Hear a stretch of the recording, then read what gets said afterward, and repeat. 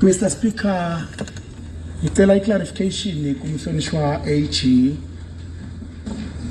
ngetindo Mr. Speaker letivakala eve letitsinza imithetho diphenze ditsinze nenhlala kahle yelive kuthi amana clarifyele wekunene kunetindo Mr. Speaker lestiva la online publications news sesibona ku resigner aphathi bemasotsha sibona ku resigner emaphoyisa kungasavakali kuhulumende ukuthi yena uthini anganiketi iclarification kubantu kunema allegations Mr. Speaker labhlungu la limata even the monarchy allegations but the government is quiet, is not saying anything about them.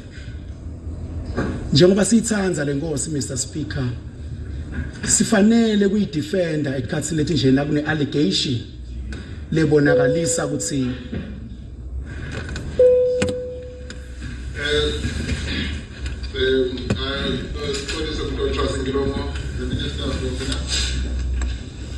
Thank you, Honourable Speaker.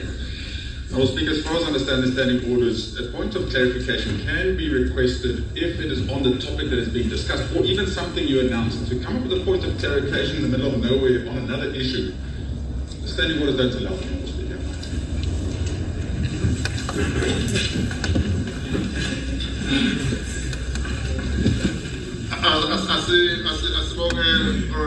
Minister.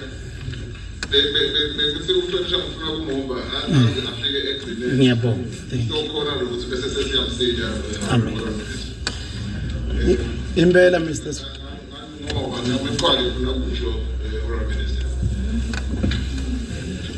Impela Mr. Speaker wami uyihola ngebucotho leli ngathi basemhlamba nyathi bangaphindza bakubuyisela. Mr. Speaker, kunema allegations la circulator, excuse me, kunema allegations la circulator gabi ngale live lokusenta ukuthi njengamalungu eParliament abantu basishayele basibute ukuthi nithini njengamalungu eParliament na kunema allegations labhlungu kangaka. Ama allegation Mr. Speaker sithi sawalalela sesibona umphathi wemasotsha army commander uya resign without deliberating on the issue ukuthi lo kushiwo ngaye uliqiniso yini noma kuyini. Sibona a senior cop Mr. Speaker iya resign, it divulge some secrets that disturb the whole operation of this country nekuthula nestability sakhe. Ngithi Mr. Speaker nang Attorney General ukhona lama allegation Mr. Speaker akhuluma nangekuboshwa kwalama MPs lamathathu uthi aboshwa Mr. Speaker ngoba athole iorder. Manje that thing Mr. Speaker akuyimisi kahle ijudiciary, akuyimisi kahle iParliament uma nangabe kunama allegations labhlungu kanje but uhulumende abenze angasho lutho. Mr. Speaker, kulama allegation kuthiwe kule audio le circulator kunebantu abang14 labajijelwa emlilweni bajijelwa masotsha kulapha phakathi uthulile uhulumende is not disputing that, is not giving a clarification on that. Sasibonile ke phepheni Mr. Speaker nini kuthiwa kutholakele the human bones ku dump site. Sasiyawabona lama allegation kungathi ayashada naloku lesikuvako naloku lesikubona. Akusiyo Mr. Speaker mathambo embongolo noma enjalo latholakele lapha emuntu kanti kuthiwe kujijelwe abantu emlilweni. Mr. Speaker, kulimisa kabi live la kangwane njengoba silapha singihulumende singamalungu eParliament nasawubinza singabuti kuhulumende singacela clarification ku justice ku Attorney General kuthi labantu labangibona babulewe ithuleleni indlu ingazimuvi emotion kuthi kwenziwe i-inquest kuseshe ukuthi baphi labantu lababulala laba labajika laba. Lisibuka njani live Mr. Speaker ukuthi umhlaba usibuka njani ukuthi will keep quiet kube kufe abantu kufe kuhlobo tethu kube buhlungu Mr. Speaker kuvakala ukuthi nalo umnyemaka bememe ingane naye wajijelwa kuleyo mlilo. It's so much disheartening Mr. Speaker ukuthi sesingabinza. Bengicela Mr. Speaker ukuthi ingabe i-judicial inquest iyakwenziwa nini kule live ngoba nema judge Mr. Speaker sekuyasolakala ukuthi nawo ngathi asa actor on order akasasebenzi ngokuthi ayathi ukuthi kufanele ente njani.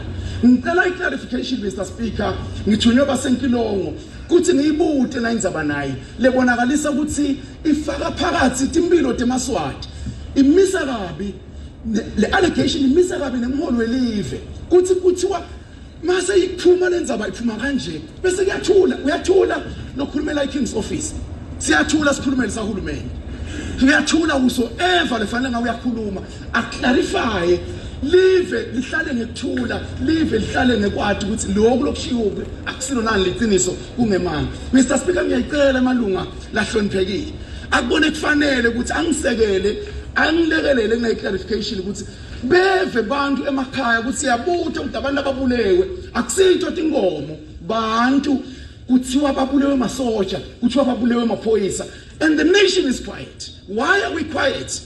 The people who have elected us to be in this place basikhethela ukuthi sizobakhulumela nakunetimo letibonakalisa ukuthi njengalethu Mr Speaker.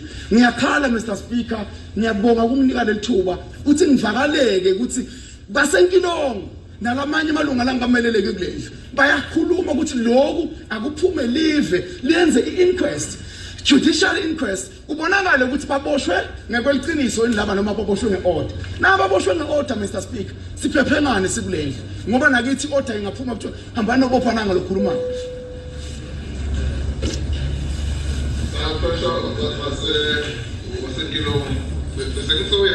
Sengicedzile ba. Angihlale phansi Mr Speaker.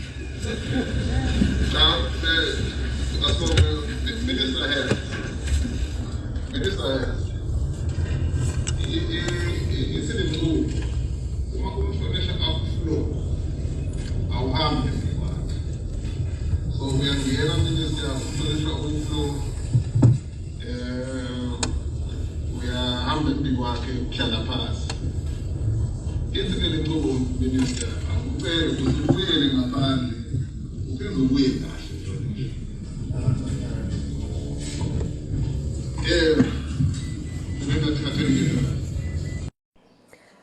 Prime Properties introduces you to this newly built complex, which is situated in Manzini, allocated in Zakhele, which comprises of one top floor and a ground floor that has 2 shops downstairs. All premises are ready for occupancy and the property is also on the market to be sold. So for any further information, please feel free to contact 783 53922.